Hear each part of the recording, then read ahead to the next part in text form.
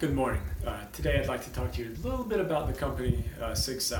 They're a European gun manufacturer that has come to the United States in the 80s, and as it says here, they were born in Europe but perfected in America. We're just going to go over real quick their pest analysis. As you know, with pests, you've got political, economic, social, and technological factors. I'm going to mainly focus this morning, on the political factors. It's kind of what interests me right now, and I think it's a good topic of discussion. Initially they were awarded the U.S. Army contract for the new service pistol. Gun legislation can often alter gun design, or how easy it is or hard it is to purchase guns. SCOTUS currently is leaning towards Second Amendment, but with Justice Roberts it's hit or miss sometimes. And gun rights have a huge political impact as far as how candidates campaign.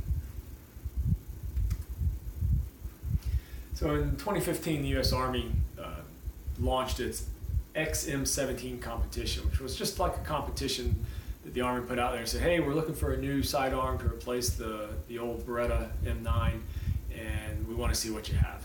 And so all the gun manufacturers that wanted to participate, they started working on and submitted designs for the new service pistol that would replace the Beretta. SIG ended up winning that competition. They beat out Glock, which was their biggest competition. FN and even Beretta, they wanted, of course, to keep the contract.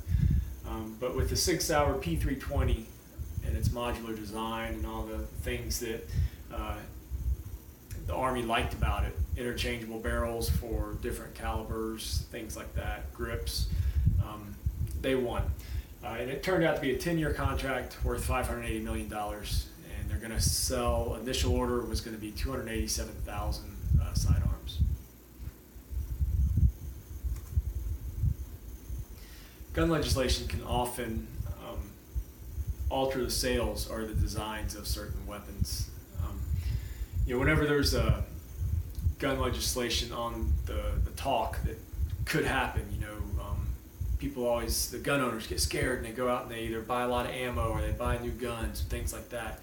For instance, when President Obama was first elected, that month there was a 1.1 million guns sold just for his election. And then for his re-election, that number jumped up to 2 million guns sold because people were so afraid that he would pass legislation that would hinder the way they could purchase and own their guns. New legislation can make it difficult to purchase guns, which could make it harder for SIG to sell their products. Many states now are trying to raise the legal limit to purchase not just a firearm, but a rifle, which historically through the U.S. has been at 18 you can buy a rifle or a shotgun, but some states are raising that to 21 to match the handguns. And SIG does make shotguns, and so that could affect the way those sales happen also. And then legislation can dictate that manufacturers have to change the way their guns work or the design, whether it's rate of fire or the smart technology is even making its way to guns with fingerprint readers or biometrics, somehow the way the gun knows that it's you and only you can fire it. Some states are trying to pass it's a bill that would make your firearm have to somehow serialize the bullet as it leaves the barrel, so that law enforcement can trace that bullet back to that firearm regardless. They don't have to have the gun, they can just find the serial number on the bullet and know what gun fired it. So legislation has a lot to do with how the gun business can actually create stuff. Currently with our Supreme Court, technically it's a 5 conservative to 4 liberal, but Chief Justice Roberts, he votes a lot with the liberal side. He's often seen as a swing vote or a tiebreaker. So it can be iffy when it comes to that. But in 2008, with District of Columbia versus Heller, the Supreme Court did reaffirm the Second Amendment and allowed affirmed that individuals can own guns that aren't connected with a militia intent or any reason other than just for our personal protection. Like I said, Chief Justice Roberts tends to vote on the liberal side, but for Supreme Court 2A stuff, he's kind of to the right.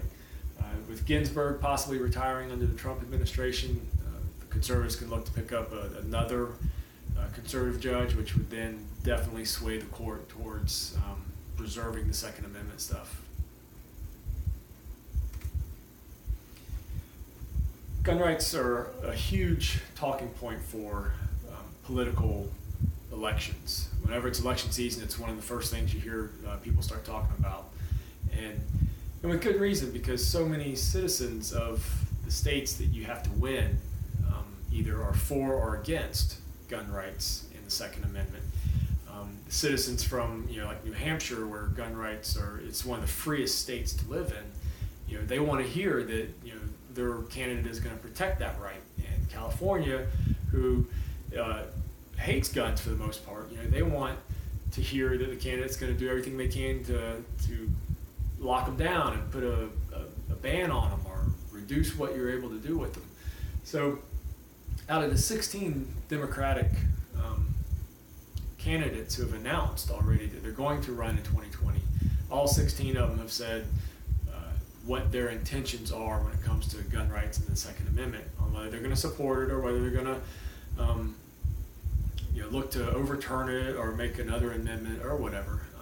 But it's a big thing with the public, and as we know from business, the public drives business, whether we want more gun legislation or not.